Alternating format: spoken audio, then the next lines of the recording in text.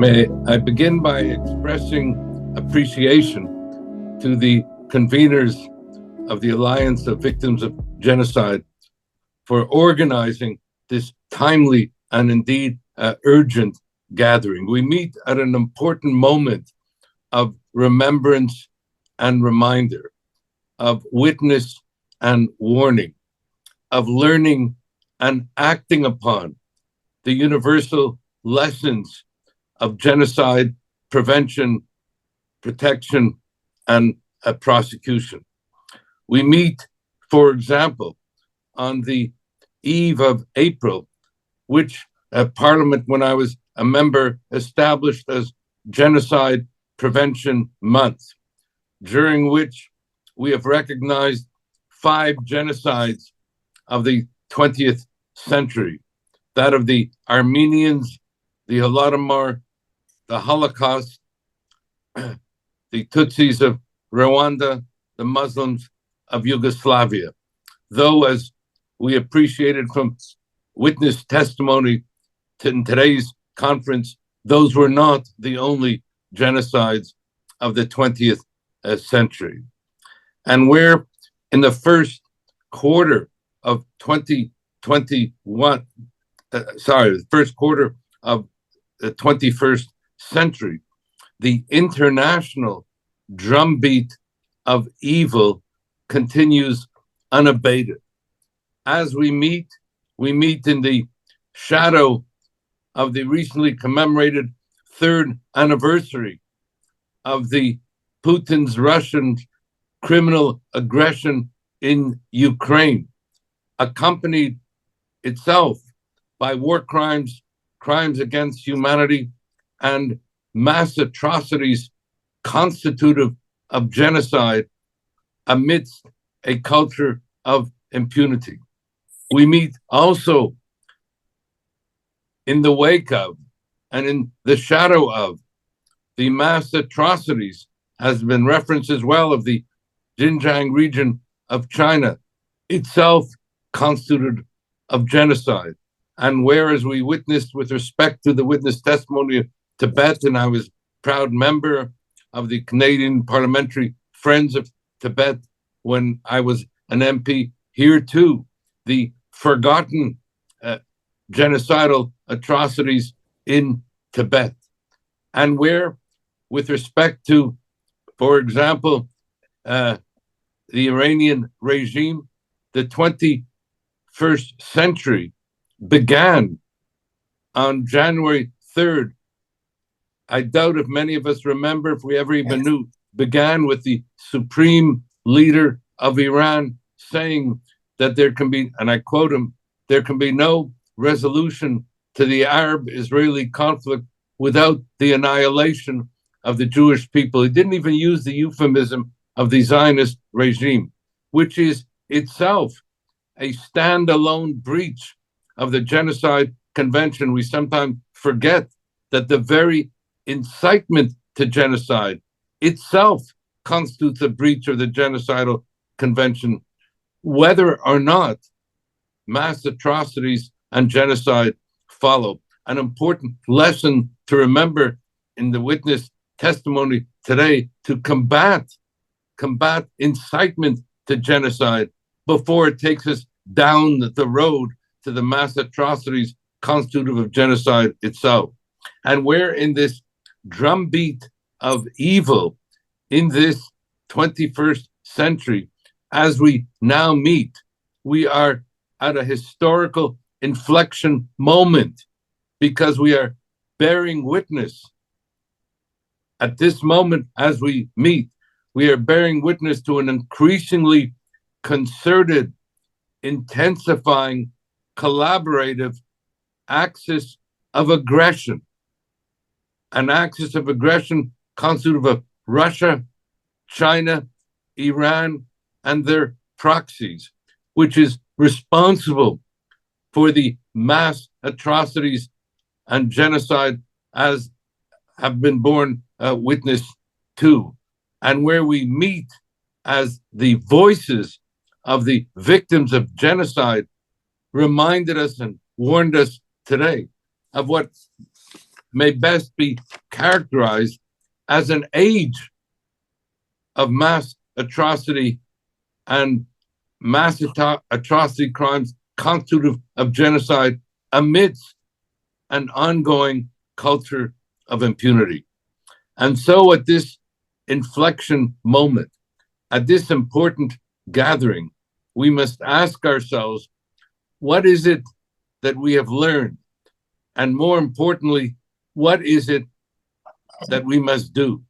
Where the pursuit of justice must be the ongoing imperative on behalf of our common humanity, underpinned, as Professors Stanton and this morning spoke of the importance of empathy,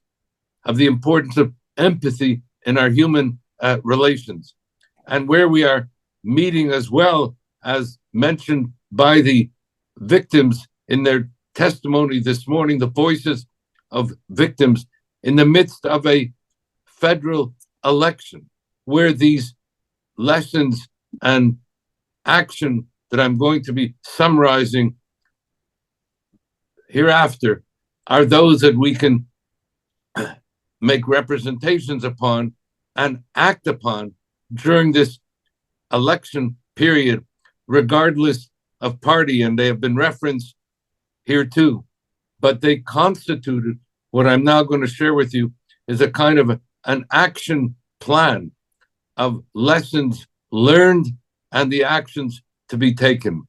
Number one is the imperative of remembrance, of memory, le devoir de mémoire, the duty of memory, and the danger of forgetting, which, as victims say, is almost like killing the victims a second time.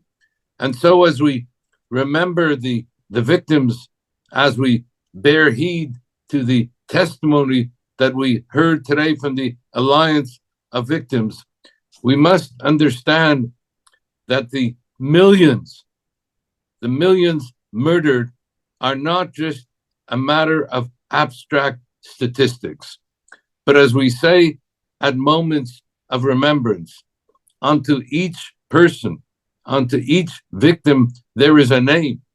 Each person is an identity. Each person is the universe. As the major religions and the universal imperative teaches us that we are each, wherever we are, the guarantors of each other's destiny. And as we are taught, whoever saves a single person as if he or she saved an entire universe, just as the murder and mass murder is the mass murder of millions of universes. And so the abiding universal imperative and urgency of action in this first lesson is to remember always that we are each, wherever we are, the guarantors of each other's destiny, and that at times such as these, qui s'excuse s'accuse. Whoever remains indifferent indicts himself or herself. The second lesson is a danger, and I reference it, the danger of state-sanctioned hate, incitement to hate, and genocide.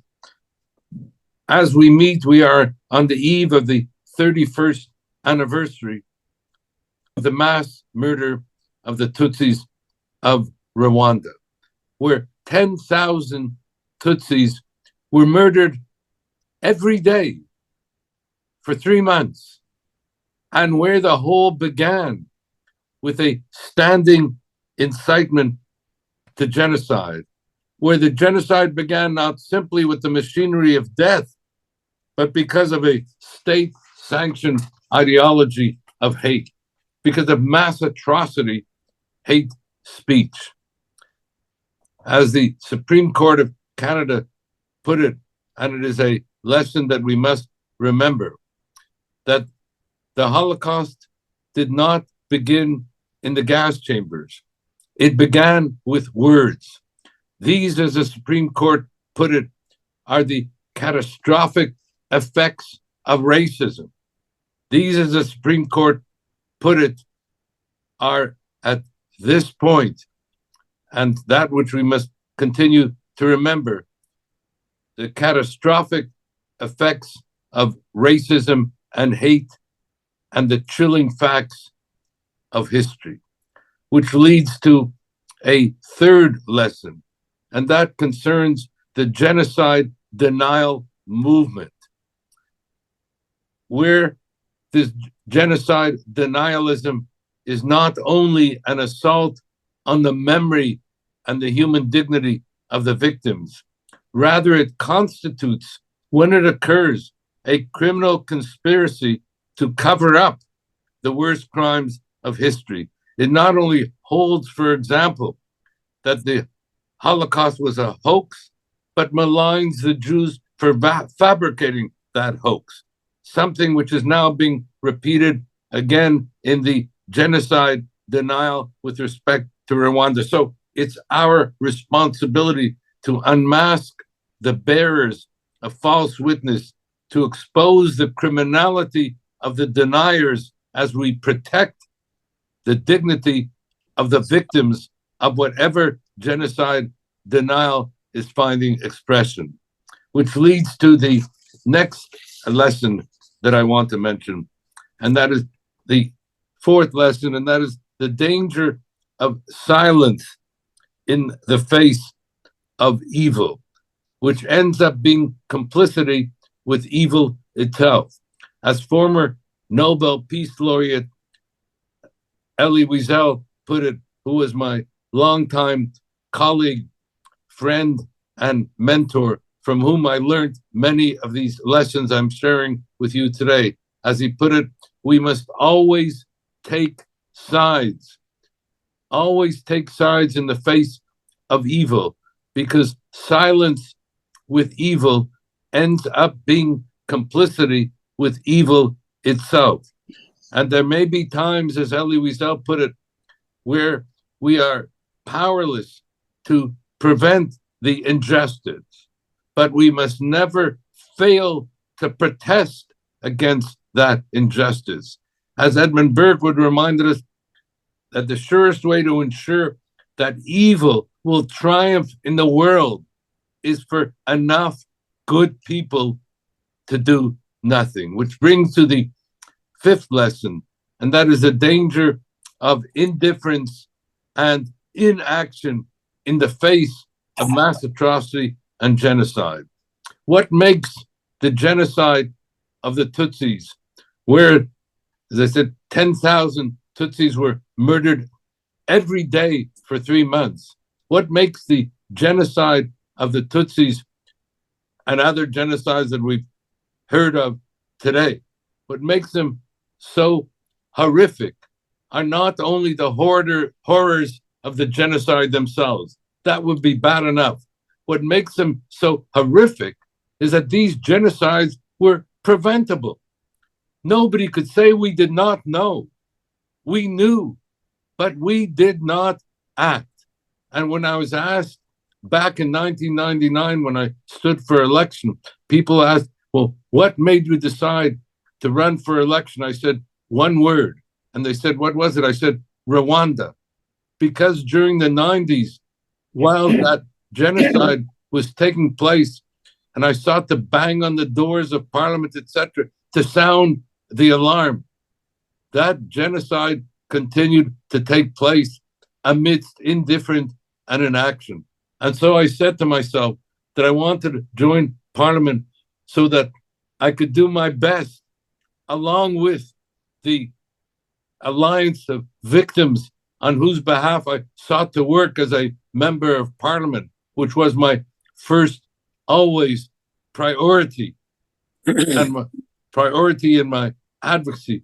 And that was that we always had to shatter these conspiracies of silence. We had to break down the walls of indifference, because it is that indifference and inaction that takes you down the road to mass atrocity and genocide. Which brings me to the sixth lesson at this point, also referenced today by John Packer and by Gregory Stanton and others, and that is the importance, the imperative of the responsibility to protect doctrine as a manifesto for action. We meet today also on the eve of the 25th anniversary of the adoption of the responsibility to protect doctrine, something that Canada was instrumental in 2005, and which, as Minister of Justice and Attorney General at the time, was a priority for me as a matter of principle and policy. But as we meet, that responsibility to protect doctrine has fallen off the international radar screen, has fallen off the Canadian radar screen. And we must call upon our own government and our own parliamentarians, regardless of party, to begin to invoke and act upon the responsibility to protect whose first iteration is the responsibility to prevent to begin with, and which is then followed by the responsibility to protect and the responsibility to prosecute. Which brings me at this point to a seventh lesson with respect to an action-oriented approach, again affirmed by the Alliance for Victims today. And that is the importance for Canada to appoint a special envoy for the combating of genocide, for the combating of the incitement to genocide to begin with. When I was appointed the Canada's first special envoy for Holocaust remembrance and combating of anti-Semitism, it's not known that I asked the Prime Minister at the time to include the combating of mass atrocity and genocide in my mandate, to make it expressly a part of that mandate.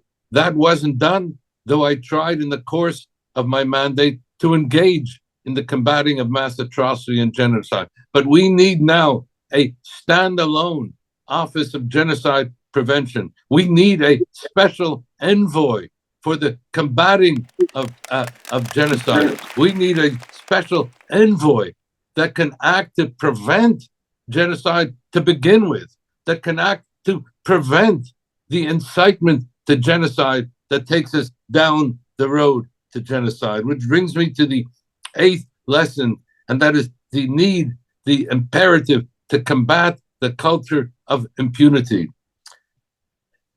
and the responsibility to bring the genocidaire to justice. If the 20th century and the first quarter of the 21st century was the age of bigotry and incitement, it was also the ages of impunity. Few of the genocidaires were brought to justice. And so the responsibility to prosecute has to be an imperative in our action.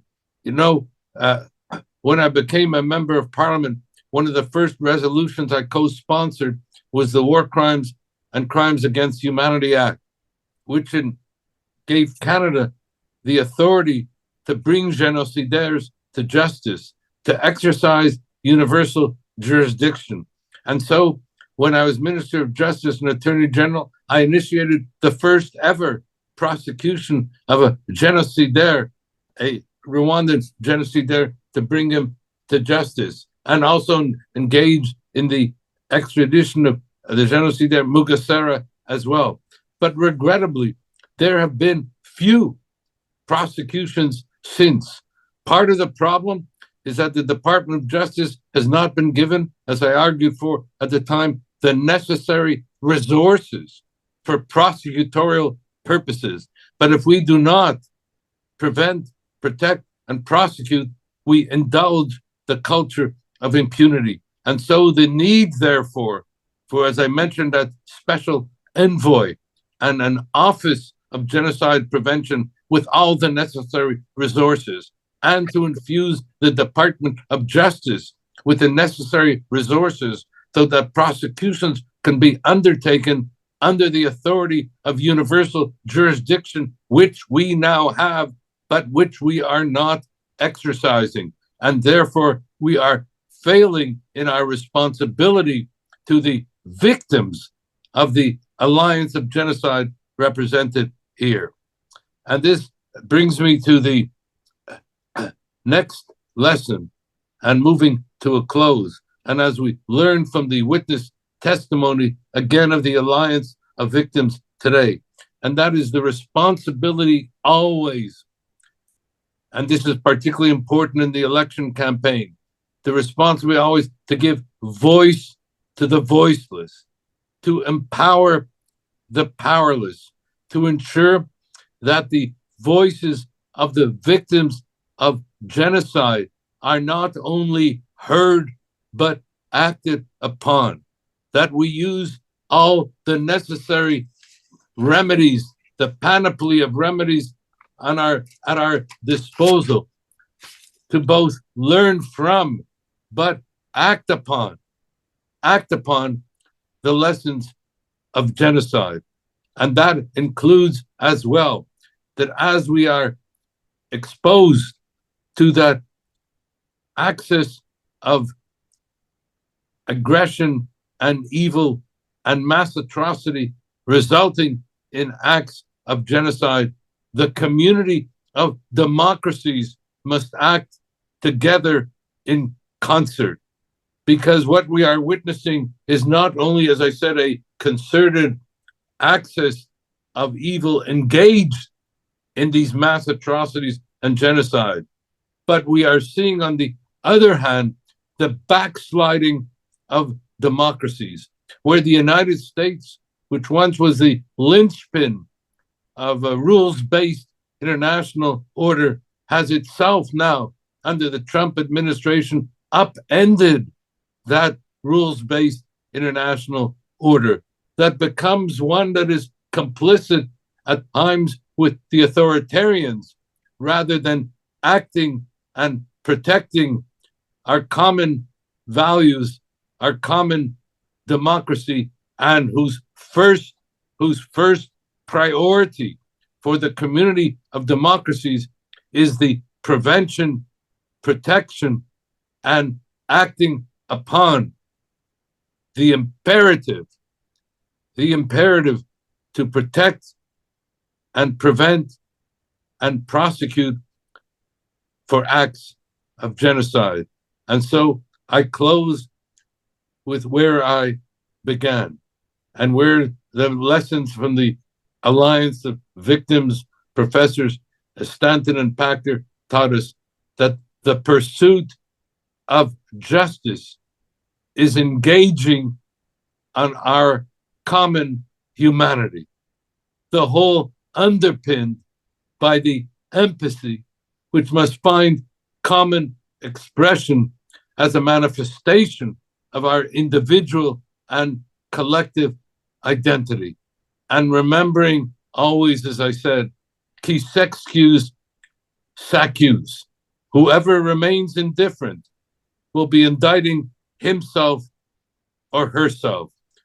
We must act on behalf of our common humanity with a sense of urgency, and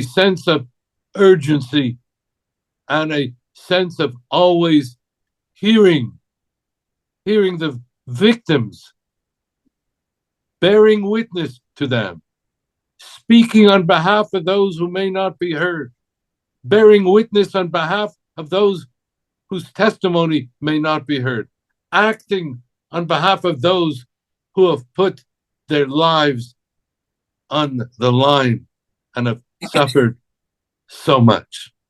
So I salute you, and I say to you, each of you who have been survivors of the worst of mass atrocities, who have borne witness to it, that you have endured the worst of inhumanity, but somehow you found in the resources of your own humanity the will to go on, to build families, to contribute to our common humanity. And we are all your beneficiaries. We have to learn from your lessons and now act upon them. Thank you.